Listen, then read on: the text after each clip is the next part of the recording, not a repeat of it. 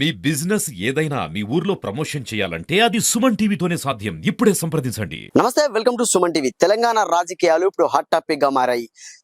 మాజీ ముఖ్యమంత్రి కేసీఆర్ ను ఆహ్వానించేందుకు ఎర్రవెల్లికి చేరుకున్నారు మంత్రి పొన్నం ప్రభాకర్. సచివాలయంలో ఏర్పాటు చేసినటువంటి తెలంగాణ తల్లి విగ్రహ ఆవిష్కరణకు రావాలని కూడా ఆయన్ను ఆహ్వానించేందుకు ఎర్రవెల్లి ఫామ్ హౌస్ వద్దకు చేరుకున్నారు మంత్రి పొన్నం ప్రభాకర్.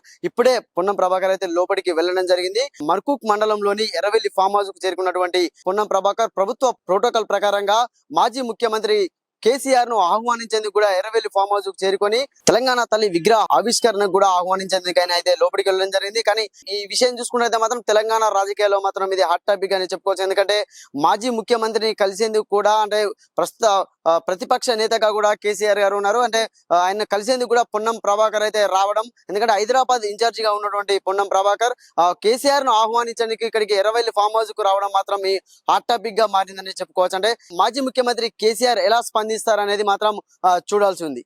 తెలంగాణ రాష్ట్ర ప్రభుత్వం పక్షాన ఉదయము మన గవర్నర్ గారిని కలిసి 9వ తేదీ నాడు తెలంగాణ తల్లి విగ్రహ ఆవిష్కరణ డాక్టర్ బిఆర్ అంబేద్కర్ గారి సచివాలయంలో శంకుస్థాపన, దానికి సంబంధించినటువంటి ప్రారంభోత్సవం చేసుకునే సందర్భంగా రమ్మని ఆహ్వానించినాం.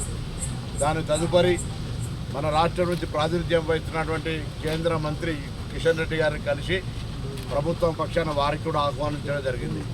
అదేవిధంగా గౌరవ కె చంద్రశేఖరరావు గారు, మాజీ ముఖ్యమంత్రి గారు, ప్రస్తుత ప్రతిపక్ష నాయకులకు కూడా తెలంగాణ ప్రభుత్వం పక్షాన ఆహ్వానం చేయడానికి నేను రాష్ట్ర ప్రభుత్వం పక్షాన, అదేవిధంగా మా protocol department chairman Harkara Venugopal గారు, ప్రోటోకాల్ డైరెక్టర్ వెంకట్రావు గారు ఈరోజు కేసీఆర్ గారిని కలిసి ఆహ్వాన పత్రం ఇచ్చి తెలంగాణ తల్లి విగ్రహ ఆవిష్కరణకు రమ్మని కోరడం జరిగింది.